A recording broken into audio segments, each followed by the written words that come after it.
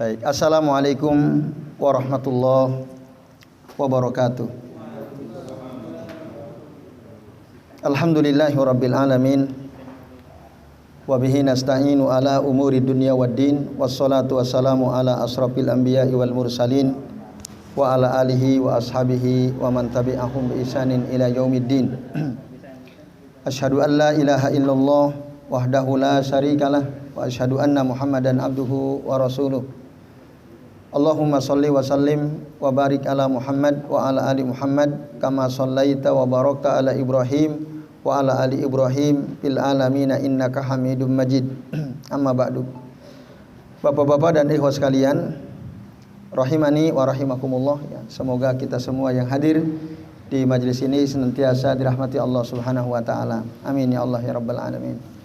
Alhamdulillah Bapak Ibu, pada bapak-bapak dan ikhwas sekalian ya, pada malam ini kita bisa berjumpa kembali untuk melanjutkan ngaji kitab Adabut Thalib ma'a Syaikhihi karya Syekh Ayyid bin Muqbil Ar-Rabi'i hafizahullah ta'ala.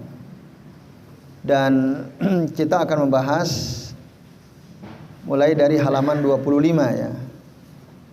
Judulnya At-Thalibu Yakhtaru Asy-Syaikha Al-Mubarraza At-Taqiyya As-Salafiyah,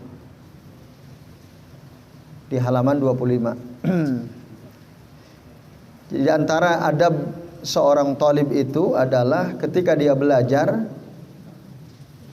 nah, yakhtar, dia memilih ya.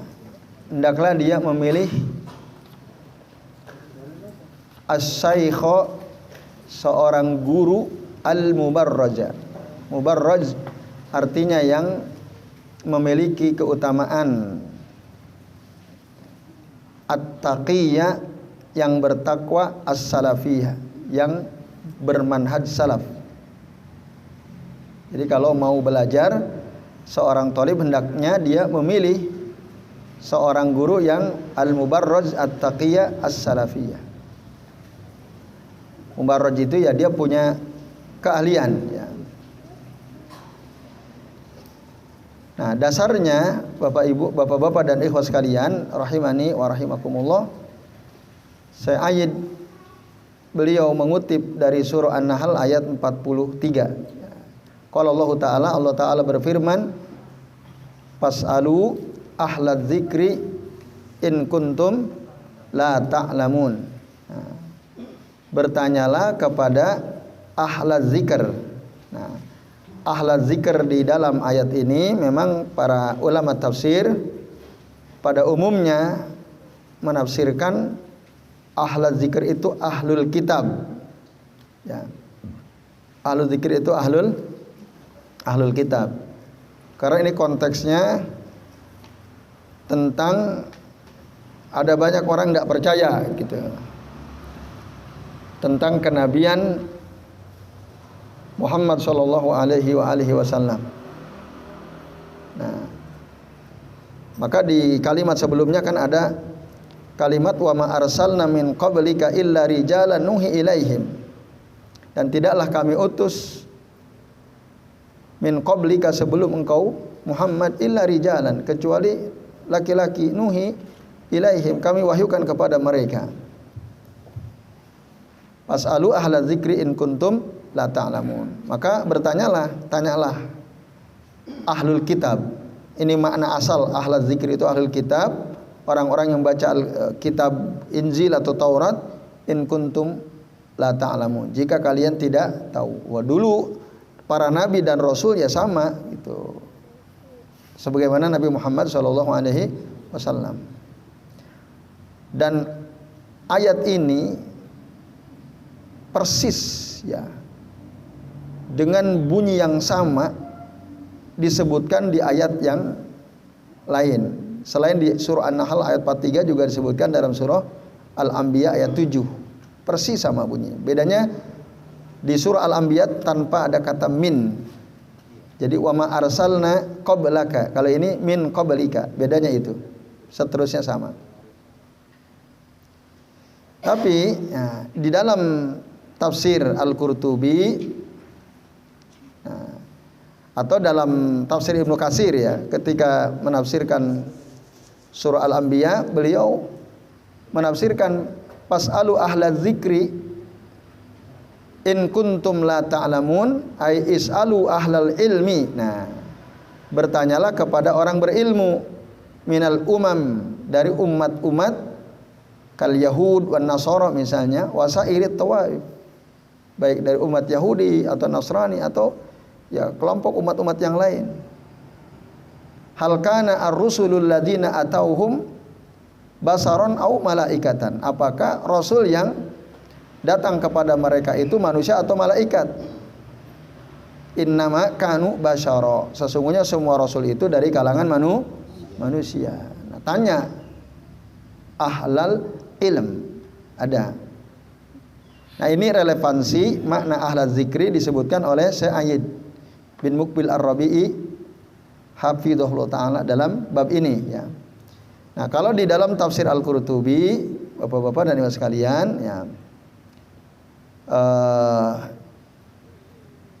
beliau mengutip pendapat dari Abdullah bin Abbas radhiyallahu anhuma. Jadi makna ahlal zikr di situ adalah ahlul Quran ya, atau ahlul ilm. Wa makna mutaqarib, maknanya dekat. Jadi saya ayat di sini berarti beliau mengambil makna ahlul zikr di sini adalah ahlul ilm. Maka berarti ayat ini ya, fas'alu ahlul zikri artinya bertanyalah kepada ulama in kuntum la ta'lamun. Nah, jadi ulama itu sebagai rujukan tempat bertanya, dan itu diperintah oleh Allah Ta'ala berdasarkan surah An-Nahl atau surah Al-Anbiya tadi. Nah, maka penjelasannya, karena ulama itu rujukan dan kita diperintah Allah untuk bertanya kepada mereka, maka hendaklah orang yang kita mau ambil ilmu darinya harus orang yang takwa, orang yang punya keahlian, orang yang tiga tadi, al-mubarraz, at-taqiyah, as-salafiyah, bermanhaj salaf. Nah, ini. Kemudian dalil yang kedua, Bapak Ibu dan ikhwas sekalian, di dalam surah An-Nisa ayat 83 ya, Allah Ta'ala berfirman, wa idza ja'ahum amrun minal amni awil khaufi adza'u bihi, dan apabila datang kepada mereka suatu perkara yang berkaitan dengan masalah keamanan atau rasa takut, adza'u bihi, lalu mereka sebarluaskan. Nah, hendaknya tidak demikian ya, tidak menyebarluaskan berita yang baru datang. Maka kata Ibnu Katsir ya, ini ayat inkarun ala man yubadiru ilal umur qabla tahaqquqiha, merupakan pengingkaran terhadap orang yang bersegera ya, menyampaikan perkara-perkara sebelum diketahui hakikatnya. Fayukhbiru biha wa yubshiha wa yunsuruha, langsung dia kabarkan, disebarluaskan, padahal qad la yakunu lahasiha, padahal belum tentu benar. Jadi ada kelompok orang yang seperti itu. Lalu ya, Allah Ta'ala berfirman, walau rudduhu ila rasul, seandainya mereka mengembalikan informasi perkara yang mereka terima itu kepada Rasul, wa ila ulil amri minhum, nah, atau kepada ulil amri di antara mereka. Nah, di sini relevansi ayat ini dengan bab ya. Jadi ulil amri di sini, sebagaimana kita sudah bahas pada bab sebelumnya, kan ada dua ya ulil amri itu. Ada al umara dengan al ulama wal umara. Nah, di sini maksudnya al ulama. Gitu. Andai kata berita itu diklarifikasi, dikonfirmasi, ditabayun dulu kepada Rasul, kepada ulama. Nah, maka la alimahul ladzina yastanbitunahu minhum. Maka di saya, nah, mereka akan tahu ya. Alladzina yastanbitunahu minhum, yang ya, mengambil kesimpulan dari mereka. Walaula fadlullahi alaikum wa rahmatuhu, seandainya bukan karena karunia Allah atas kalian dan bukan karena rahmat Allah atas kalian, lattaba'tumus syaitan, niscaya kalian akan mengikuti syaitan, illa qalila, kecuali sedikit. Nah, bapak-bapak dan ikhwas sekalian, jadi ayat ini ada kalimat wa ila ulil amri minhum. Nah, ini maksudnya ilal ulama minhum. Jadi di tabayun, di konfirmasi, ini ada kabar kok begini, kok menakutkan dan seterusnya. Ini sebenarnya seperti apa? Nah, di sini kedudukan penting seorang ulama. Jadi selain kita dianjurkan untuk menanyakan kepada Rasul atau juga kepada ulama, ulil amri, agar informasi yang kita akan sampaikan kepada orang lain itu sudah clear gitu ya, jelas. Nah ini, bahkan kalau kita baca ya tafsir ayat ini ya ada beberapa keterangan. Misalnya dalam tafsir Ibnu Katsir ya, ketika beliau menjelaskan ayat ke-83 surah An-Nisa ini, beliau mengutip salah satu hadis Nabi riwayat dari Abu Hurairah tentang pentingnya mengklarifikasi, bertanya dulu kepada ahlinya ya. Maka kata Nabi, kafa bil mar'i kadziban an yuhaddisa bi kulli ma sami'a, sudah cukup bagi seseorang itu dia berdusta, an yuhaddisa bi kulli ma sami'a, dengan menceritakan semua apa yang dia dengar. Kita dengar apa ceritain, dengar apa ceritain, itu udah dianggap berdusta itu. Jadi jangan langsung mendengar sesuatu langsung kita ceritakan. Itu kesimpulan dari hadis ini. Kafa bil mar'i kadziban an yuhaddisa bi kulli ma sami'a. Nah, kemudian ada juga hadis yang lain. Nah, dari Al-Mughirah bin Syu'bah anna Rasulullah sallallahu alaihi wasallam naha an qila wa qal. Sesungguhnya Rasul sallallahu alaihi wasallam beliau melarang ya dari qila wa qal. Katanya gitu. Qila wa qal, katanya begini, katanya begitu. Itu dilarang oleh Nabi. Jangan katanya. Nah, maksudnya apa? Alladzi yuksiru minal hadisi amma yaqulun nasu min ghairi tasabbutin. Yaitu orang-orang yang banyak berbicara apa yang dikatakan oleh orang-orang tanpa dia perdalam dulu kebenarannya, wala tadabburin, dan tanpa perenungan, wala tabayunin, dan tanpa ada penjelasan. Itu namanya qila wa qal. Nah, ini. Atau dalam hadis yang lain, bi'sa matiyatur rajuli za'amu alaih. Bi'sa matiyatur rajuli za'amu alaih. Nah, itu hadis riwayat Abu Daud. Apa maksudnya bi'sa matiyatur rajuli za'amu alaih? Nah, maknanya seburuk-buruk. Nah, ini celaan Nabi ya. Orang adalah orang yang mengatakan sesuatu yang dia klaim. Nah, za'amu yang dia klaim alai ya, atasnya, duna isnadi kalamihi, tanpa menyandarkan perkataannya li ahadin kepada seseorang, au at-tasabbuti min sihhati hadzal kalam, atau tanpa dia berusaha untuk mengetahui apakah yang dia ceritakan itu benar atau tidak. Nah, itu. Sementara makna matiyah itu sendiri artinya sebenarnya hewan tunggangan ya, matiyah itu, yang bisa menghantarkan seseorang dari satu tempat ke tempat yang lain. Nah, tapi ini maksud hadis ini tadi. Jadi seburuk-buruk orang yang mengatakan sesuatu, mengklaim sesuatu, tapi dia belum mencari apakah sesuatu yang dia sampaikan itu benar atau tidak. Nah, bi'sa matiyatu ar-rajuli za'amu alaihi. Nah, ini Bapak-bapak dan Ibu sekalian, azani Allah wa iyyakum ajmain. Nah, atau ada riwayat dari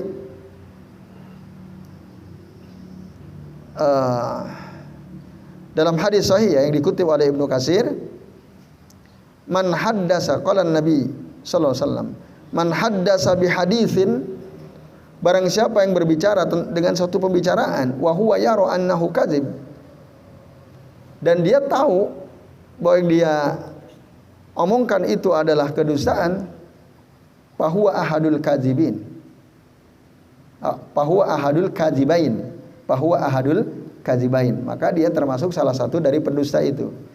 Dia dengar ya suatu berita, suatu informasi, dia tahu sebenarnya ini info ini bohong, tapi dia tetap sampaikan, walaupun mungkin dia menyebutkan ini dari mana gitu ya. Kalau dia bohong, maka fahuwa ahadul kadzibain, dia termasuk salah satu dari dua pembohong itu. Nah, ini Bapak Ibu dan ikhwas sekalian, a'azani Allah wa iyyakum ajmain. Dalam hadis riwayat Umar ibn al-Khattab radhiyallahu anhu, dikeluarkan oleh Imam Bukhari dan Muslim, pernah suatu ketika, ya kata Umar, sampai berita kepada beliau bahwasanya Rasulullah SAW talaqa nisa'ahu, menceraikan istrinya. Faja'ahu min manzilihi hatta dakhala al-masjida fawajada an-nasa yaquluna dzalik. Rasul datang dari rumahnya sampai masuk masjid. Nah, ketika di masjid mendapatkan orang-orang membicarakan itu, bahwa Rasul menceraikan istrinya. Nah, maksudnya Umar keluar dari rumahnya, datang masuk masjid, mendapatkan orang-orang berbicara tentang bahwa Rasul menceraikan istrinya. Falam yasbir, nah, tidak sabar gitu. Nah, sampai izin kepada Rasul, lalu bertanya, atallaqta nisa'ak, apakah engkau menceraikan istrimu? Qala la. Kata Nabi, enggak, saya tidak menceraikan istri saya. Lalu kata Umar, faqultu Allahu akbar. Allahu akbar, ya. Ternyata desas-desus itu tidak benar gitu. Nah, itu jadi sebelum disampaikan ke orang, saya dengar katanya begini-begini, itu jangan disebarluaskan dulu. Nah, kan sempat tuh ada ustadz di Jakarta katanya menikah yang ketiga kalinya dengan seorang artis, ya kan rame juga. Itu nggak tahu bener nggak itu ya, hoax itu kan. Nah, kan rame itu kan, sempat rame. Harusnya tanya dulu langsung ke beliau kan, Ustadz betulkah antum menikah dengan si fulana kan itu. Nah, ternyata tidak benar ya. Nah, ini nanti bisa berakibat buruk ya. Yaitu beberapa penjelasan terkait dengan surah An-Nisa ayat 83. Nah, jadi poin pentingnya adalah seorang ulama itu dia punya posisi penting untuk dijadikan sumber klarifikasi apakah berita yang berkembang itu benar atau tidak. Ya, apalagi ya terkait dengan masalah-masalah syariat ya. Itu ketika muncul maka bertanyalah. Nah, maka bertanya tentu kepada ulama yang hati-hati ya, yang at-taqiyah tadi. Baik, itu dari Al-Quran. Kemudian dari hadis Nabi SAW, Sayyid bin Muqbil Ar-Rabi'i mengutip hadis Nabi dari Abdullah bin Amr.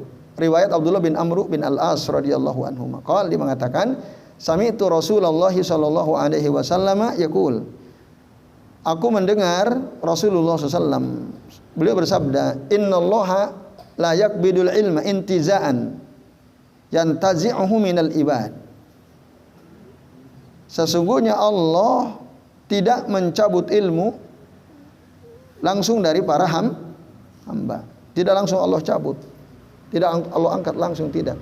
Walakin yaqbidul ilma biqabdil ulama. Tapi Allah mencabut ilmu itu dengan mewafatkan para ulama.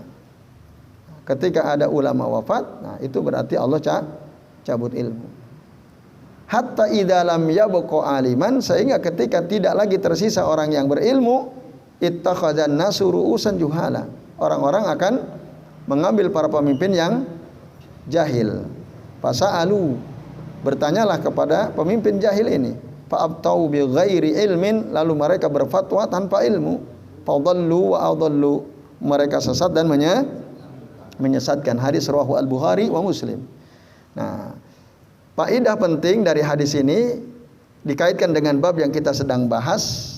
Nah, disinilah pentingnya kita memilih guru yang memang betul-betul berilmu gitu ya, yang bertakwa, yang bermanhaj salaf ya, as-salafi.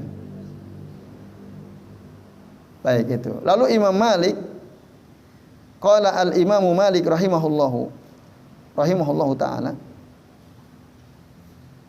la yu'khadzul ilmu min arba'atin. Ilmu tidak diambil dari 4 orang.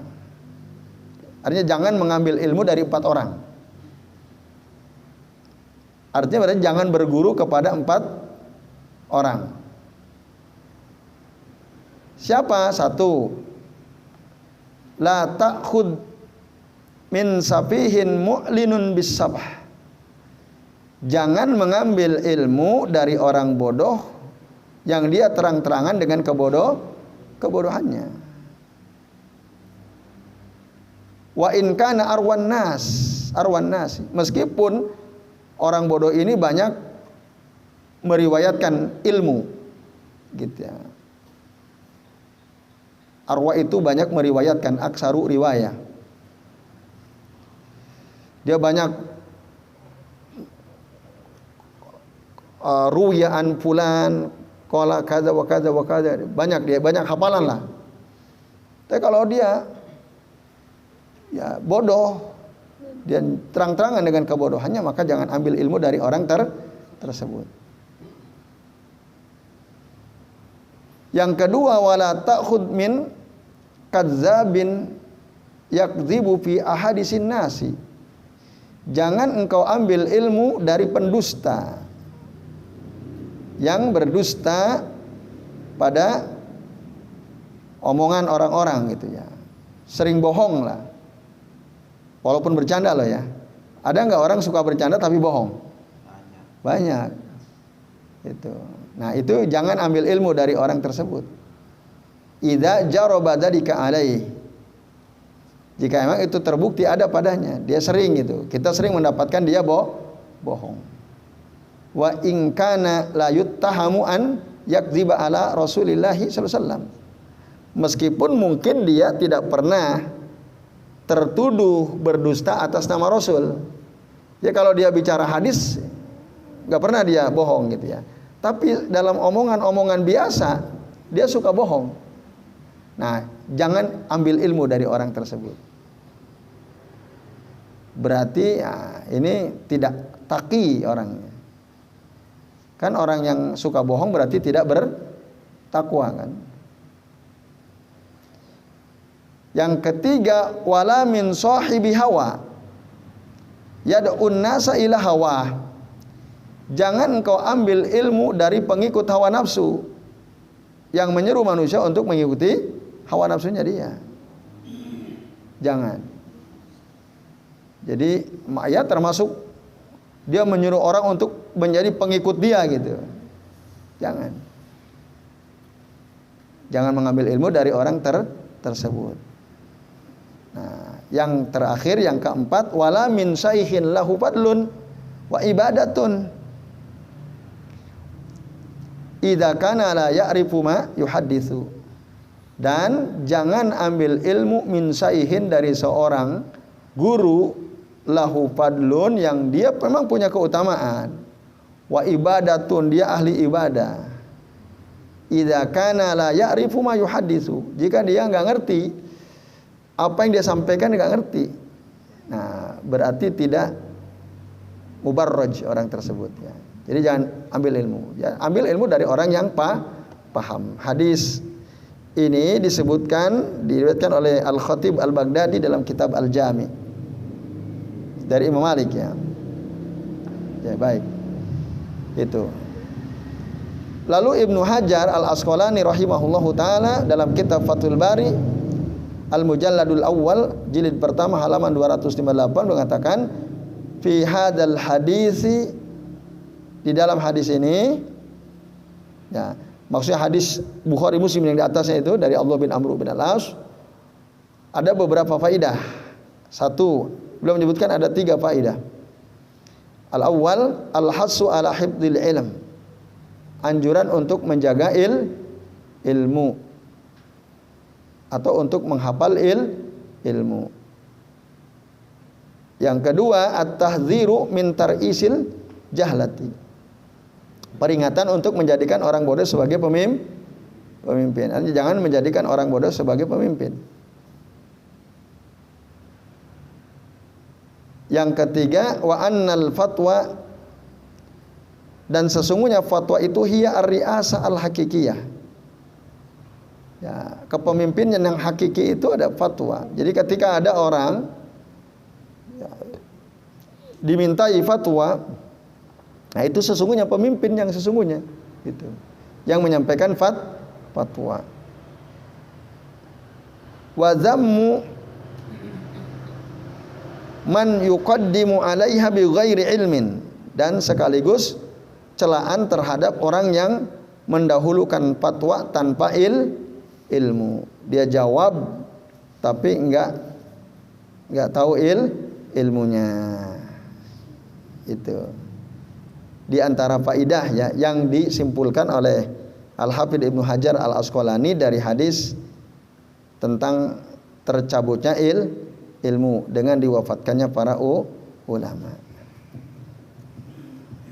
Lalu kemudian Sa'id mengutip perkataan Ibnu Jamaah dalam kitab At-Tazkirah ya, di halaman 33. Ibnu Jamaah mengatakan al-awwalu, yang pertama, annahu yambagi lit-talibi an yuqaddiman nazar. Sesungguhnya sepatutnya atau sepantasnya seorang talib itu mendahulukan an-nazar. Nazar itu perhatian maksudnya. Dia lihat, perhatikan ketika dia akan belajar ilmu. Baru wayastakhirullaha fi man ya'khudul ilma anhu. Beristikharahlah, minta pilihan kepada Allah pada siapa dia akan mengambil ilmu. Kata Ibnu Jamaah ya. Jadi ternyata penting juga sebelum kita mengambil ilmu itu istikharah dulu. Ya, kalau sekarang di zaman sekarang kita mau nyekolahin anak, saya sekolahin anak ke pondok mana ya, ke sekolah mana ya? Kalau sekarang kan begitu ya. Kalau untuk level sekolah, untuk level mengambil ilmu dari majlis-majlis seperti ini, ada beberapa pilihan majlis misalnya yang ada di hadapan kita. Itu penting juga kita istikharah. Ya Allah, ini ada majlis ilmu ini, majlis ilmu ini, majlis ilmu ini. Saya ngambil ilmu dari mana ya? Beristikharahlah gitu. Minta pilihan kepada Allah.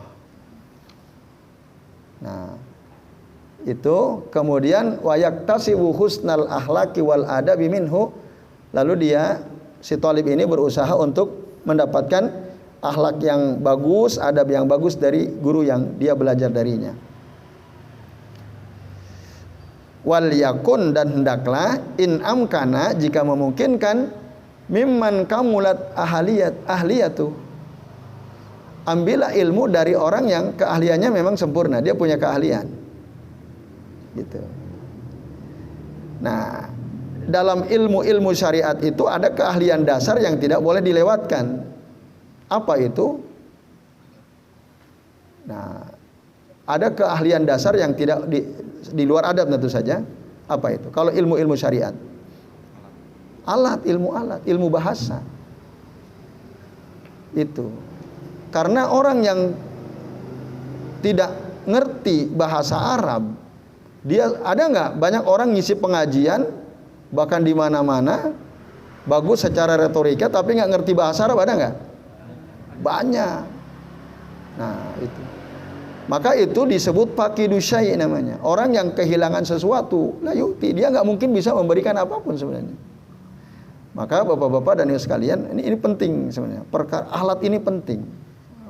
Kita bicara ilmu syariat, maka itu alat sangat mendasar, basicnya. Itu cari yang ilmu itu dari orang yang setidaknya dia sudah bisa itu. Wa tahaqqaqat safaqatuh. Jadi jelas kasih sayangnya, zaharat muru'atuh, nampak kemuliaan akhlaknya, wa urifat iffatuhu, dikenal ya kesucian dirinya, urifat iffatuhu, maksudnya dia bukan orang yang tidak menjaga ifahnya gitu ya, kehormatan dirinya. Wastaharat siyanatuh, ya jelas dikenal kehormatan dirinya, terjaga ya. Wa kana ahsanu ta'liman, bagus dia mengajarnya. Wa ajwadu tafhiman, bagus dalam memahamkan. Nah itu. Wala yarghabu at-talibu fi ziyadatil ilmi ma'a naqsin fi wara'in au dinin au adami khuluqin jamilin. Dan janganlah seorang talib itu ingin, yarghabu fi itu ingin ya, menambah ilmu, ziyadatil ilm, bersama siapa?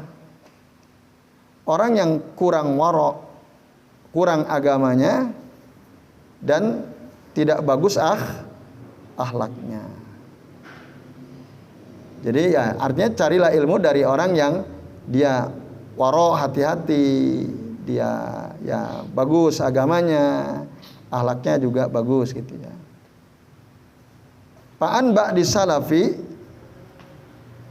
ya, ada pernyataan dari sebagian ulama salaf, hadzal ilmu dinun, ilmu ini adalah agama. Fanzuru amman ta'khuduna dinakum, maka perhatikanlah dari siapa kalian mengambil agama kalian.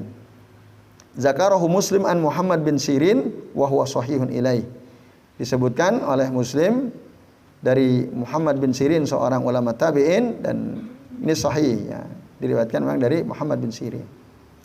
Nah, ini bapak-bapak dan ibu sekalian, a'azanillahu wa iyyakum ajmain. Nah, kemudian Sa'id kembali lagi beliau mengutip kepada perkataan Ibnu Jama'ah. Ila anqala Ibnu Jama'ah, berkatalah Ibnu Jama'ah, wal yajtahid, hendaklah seorang talib itu bersungguh-sungguh ala an yakuna as-saykhu ya mimman lahu ala al-ulumi syar'iyyati tamamal ittila. Hendaklah seorang murid itu bersungguh-sungguh untuk mencari gitu ya, bahwa guru atau syekh tersebut man termasuk orang yang lahu alal ulumi syar'iyyah tamamal ittila, yang memiliki ilmu-ilmu syariat sempurna. Ittila itu pembacaannya, jadi artinya dia rajin mutolaah gitu ya terhadap kitab-kitab yang isinya ilmu-ilmu syariah. Cari guru yang seperti itu. Walahu ma'aman yusiku bihi min masaikhi asrihi ya, kasratu bahsin wa tulu ijtima'in, dan dia ya, mempunyai ya, man yusiku bihi min masaikhi asrihi, orang yang percaya dengannya dari ulama-ulama di zamannya. Ya, misalnya ya si guru kita ini dikenal oleh guru-guru lain gitu ya di zamannya, oleh ya kalau zaman sekarang ada Ustadz Fulan dikenal oleh Ustadz Fulan. Oh, ya saya kenal beliau. Nah, itu ya, dan orang-orang itu percaya gitu. Kemudian kasrati bahsin wa tulu ijtima'in ya. Banyak membahas, sering berkumpul gitu ya. La mimman akhadha an butunil awraq. Bukan, jangan mengambil ilmu dari orang yang mengambil ilmu dari butun al-awraq itu hanya dari baca kitab gitu ya. Artinya dia nggak punya guru lah gitu. Jadi artinya guru yang akan kita mengambil ilmu darinya, dia harus punya sejarah belajar lah. Belajar dulu, dia belajarnya di mana gitu, kepada siapa, dan seterusnya. Nah, jadi tidak hanya sekedar otodidak lah ya membaca, tapi memang dia punya sejarah belajar kepada guru fulan, ustaz fulan, syekh fulan, dan seterusnya. Dan walam ya'rif bisuhbatil masayikh al-Hazzaq, dan dia tidak diketahui pernah dekat atau belajar dengan guru-guru yang punya keahlian, punya kemahiran. Al-Hazzaq itu guru yang punya keahlian atau kemahiran. Nah, jangan mengambil ilmu dari orang yang tidak dikenal bahwa dia orang itu tidak pernah bergaul gitu ya, dekat dengan guru-guru yang punya keahlian. Bisuhbati al-masayikh al-Hazzaq. Nah, artinya gampangnya gini. Kalau kita mau ngomongin ilmu dari seseorang dulu, dia belajar kepada siapa? Dia belajar di mana? Itu penting dijadikan pertimbangan. Oh, dia dulu pernah belajar.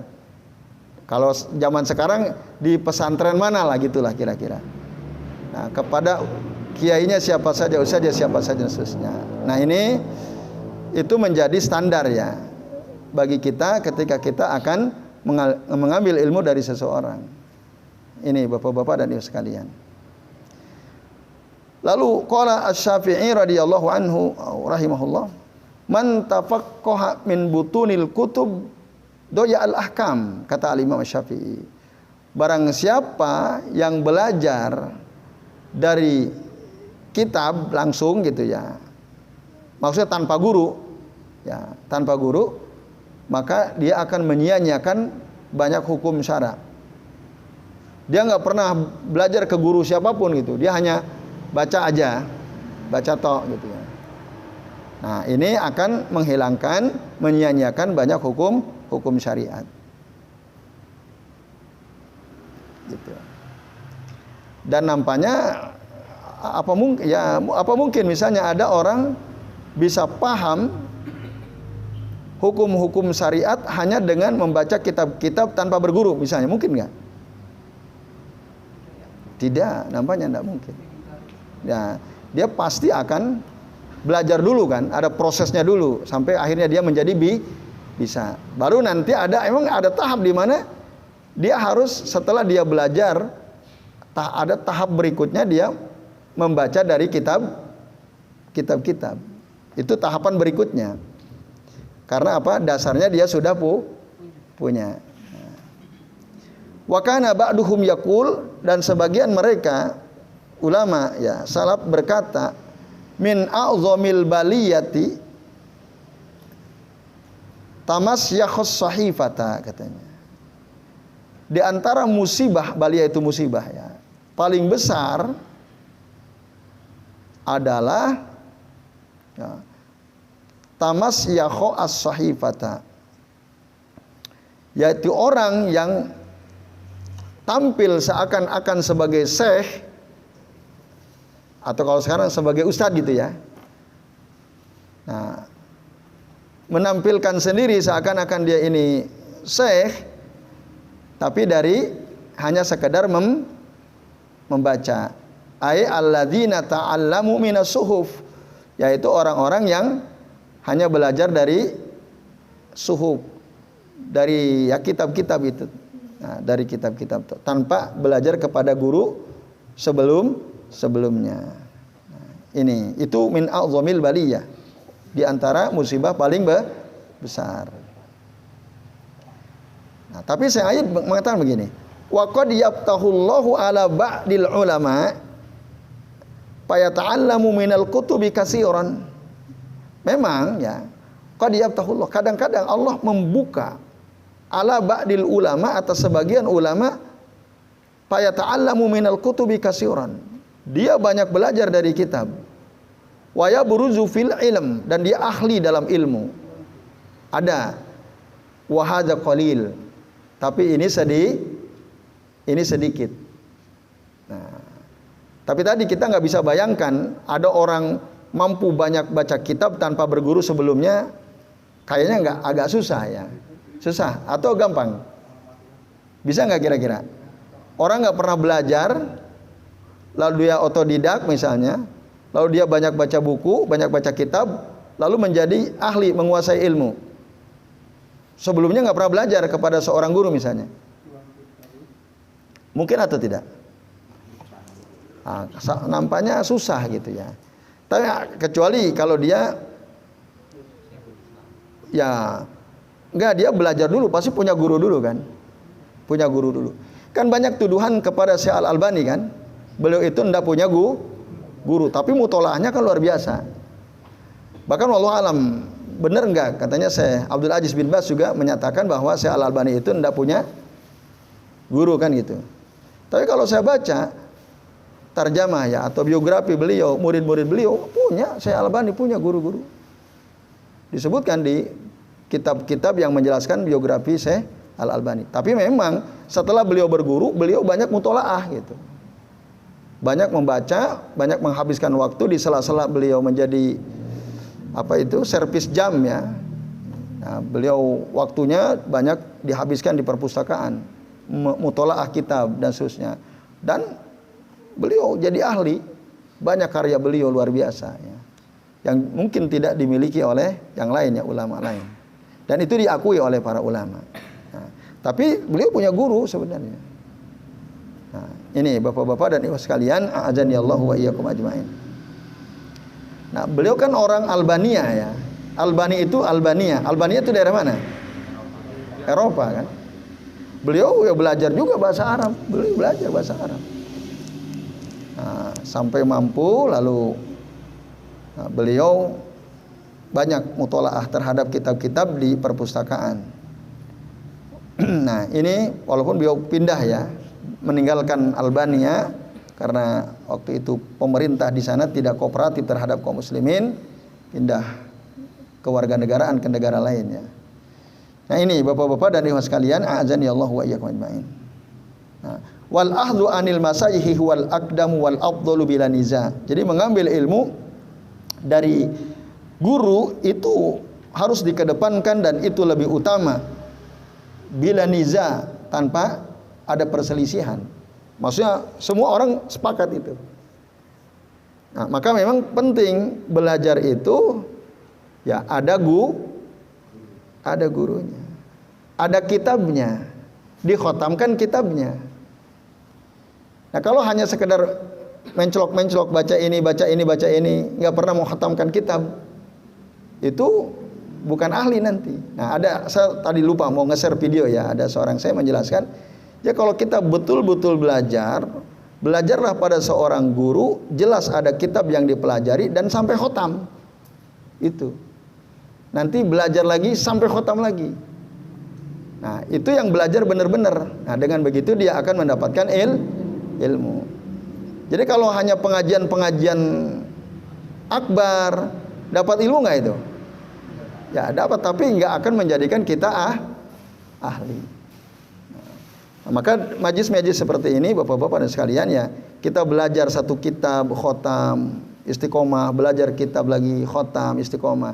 Nah, itu yang akan menghantarkan kita menjadi seorang ahli ya, menjadi betul-betul orang berilmu. Harus jelas ada kitabnya, ada gurunya, dan kitab itu dikhotamkan, diselesaikan. Kan mungkin ada sebagian dari kita belajarnya belang betong, kadang datang, kadang enggak, kadang datang, kadang enggak. Ada kayak gitu? Ada juga kan. Akhirnya khotam enggak tuh kitabnya? Tidak khotam kan? Setengah-setengah ya. Yaitu. Kalau toh misalnya kita enggak hadir, ya kita bertanya kan kepada yang lain bagaimana ini pembahasan dan seterusnya. Nah, ini Bapak-bapak dan sekaliannya. Jadi al-akhdhu anil masayikhi huwal aqdamu wal afdalu bila nizain. Itu yang paling, mengambil ilmu dari guru itu yang paling dikedepankan, paling utama. Tidak ada perselisihan para ulama terkait hal ini. Kemudian wabawwa asy-syaikh Muqbil rahimahullahu taala al-Wadi'i maksudnya ya, fi kitab al-ilm minal jami'i as-sahihi baban bi unwanin. Jadi Syekh Muqbil Al-Wadi'i beliau punya kitab Al-Jami'us Shahih. Di situ ada pembahasan tentang ilmu. Lalu ada bab judulnya apa? Thalabul ilmi minal alimil mubarrazi.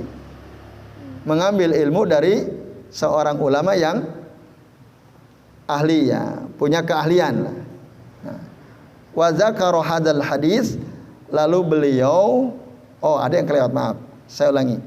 Sebelum itu ada riwayat dari Umar ibn al-Khattab radhiyallahu anhu. Dia mengatakan, qala Rasulullah sallallahu alaihi wasallam, man sarrahu an yaqra al-Qur'ana ratban. Kata Umar ibn al-Khattab. Beliau berkata, Rasulullah SAW bersabda, man sarrahu, barang siapa yang mau an yaqra al-Qur'ana ratban, membaca Al-Qur'an dengan segar, ratban, kama unzila, sebagaimana Quran itu diturunkan, falyaqra'hu ala qiraati ibni ummi abdin, hendaklah dia membaca ya ala qiraati ibnu ummi abdin, berdasarkan bacaan ibnu ummi abdin, itu maksudnya Abdullah bin Mas'ud radhiyallahu anhu. Hadis rawahu Ahmad. Ibnu ummi abdin itu Abdullah bin Mas'ud ya. Beliau ahli ya. Nah, tadi kembali pada apa yang dinyatakan oleh Syekh Muqbil Al-Wadi'i rahimahullah ta'ala dalam kitab beliau yang diberi judul Thalabul ilmi minal alimil mubarraj, mengambil ilmu dari ulama yang punya keahlian ya, mubarraj, yang ya menonjol di keahlian, salah satu keahlian dia ya. Wa dzakara hadzal hadis, beliau menyebutkan hadis di atas. Dan beliau mensahihkan dalam hadis nomor 110 ya. Rakam mi'ah wa asyarah. Itu. Terus yang di dua paragraf terakhir, Syekh Ayyid mengatakan wasu'ila Syekh Ibnu Utsaimin rahimahullah taala. Syekh Ibnu Utsaimin ditanya ya, hunaka ba'du talabatil ilmi yahrusu ala huduri durusi talabatil ilm. Di sana ada sebagian talabatil ilm ya. Talib ya, sebagian talib semangat untuk datang ya, belajar kepada talib. Nah, jadi talib belajar kepada talib gitu ya. Dunaan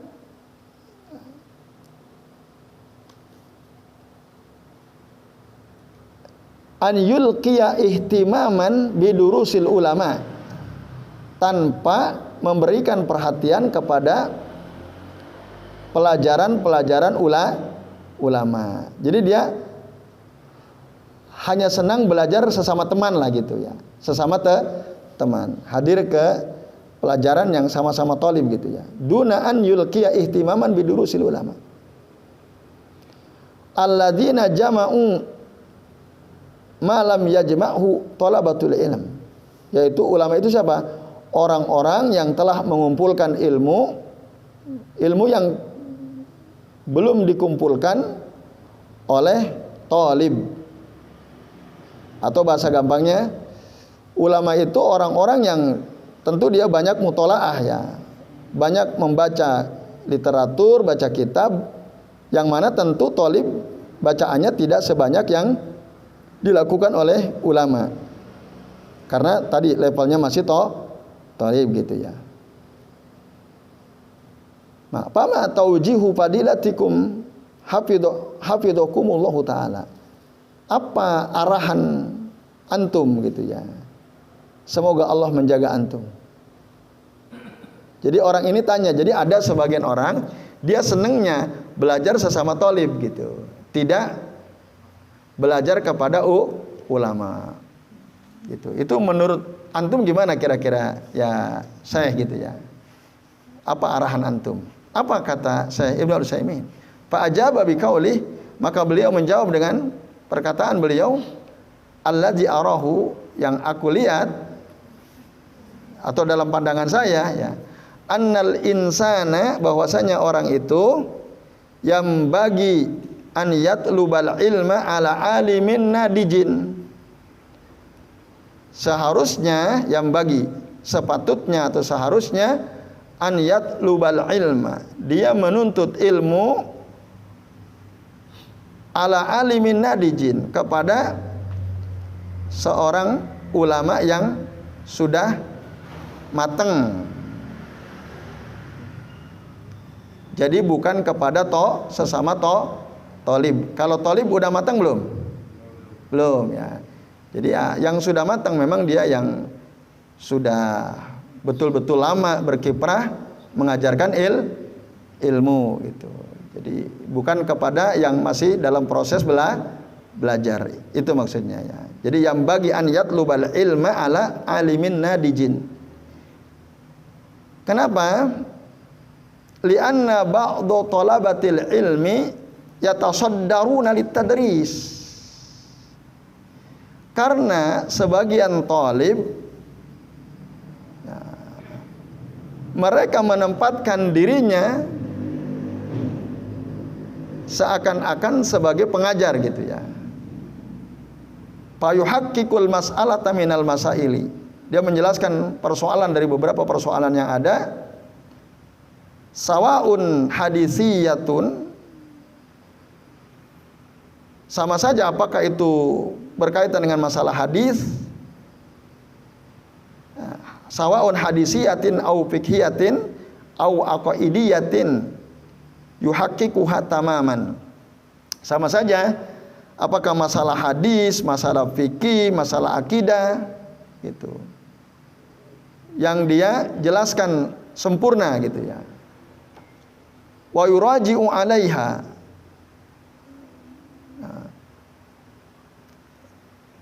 dan dia ya melakukan murojaah atas pelajaran atau masalah-masalah tadi itu.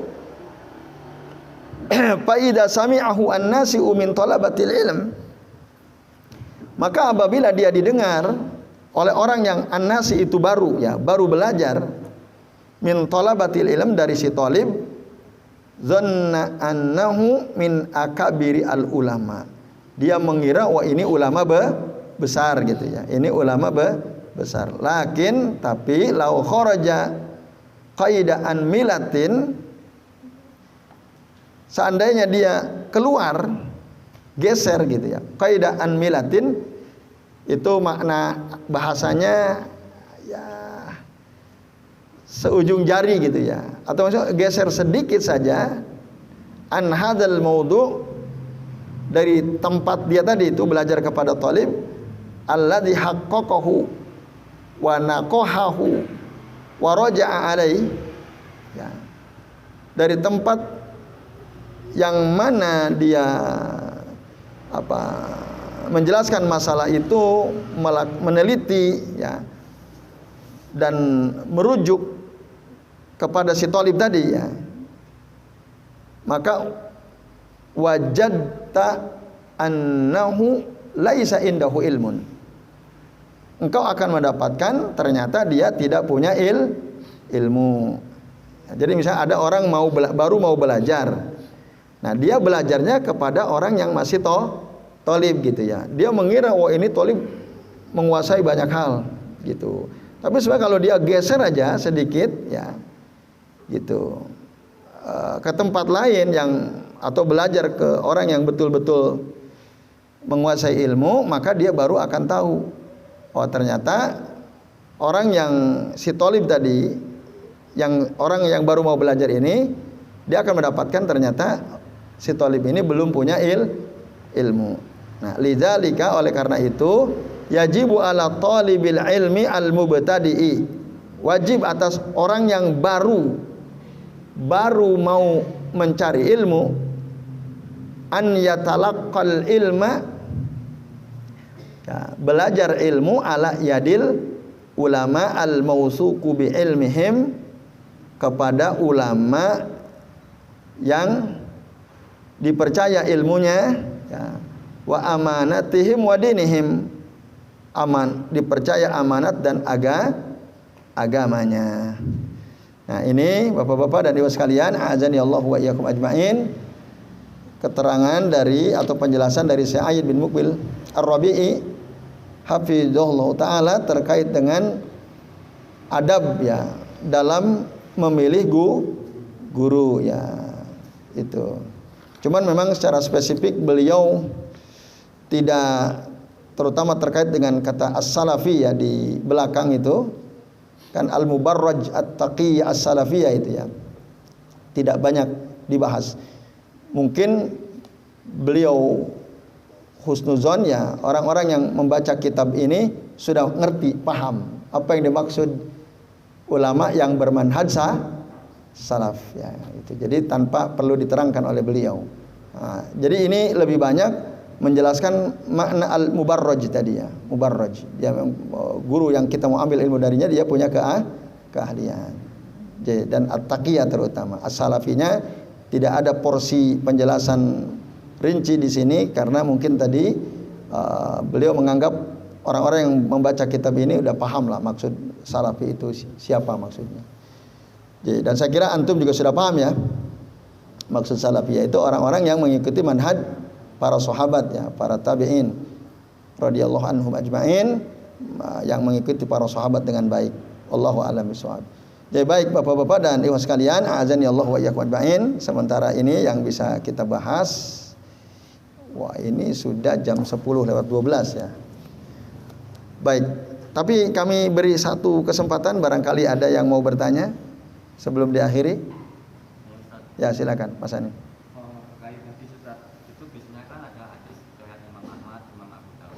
Tapi itu pasti disesuaikan oleh Syekh Fulan misalnya.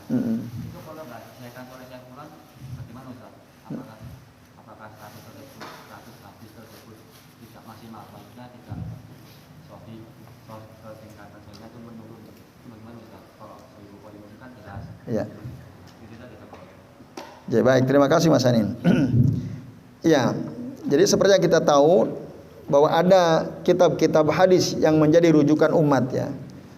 Ada istilah yang dikenal di kalangan para ahli hadis itu, namanya ada kutubu as-sittah, ada kutubu tis'ah, ya. Kitab-kitab hadis rujukan yang 6, kitab-kitab hadis rujukan yang 9.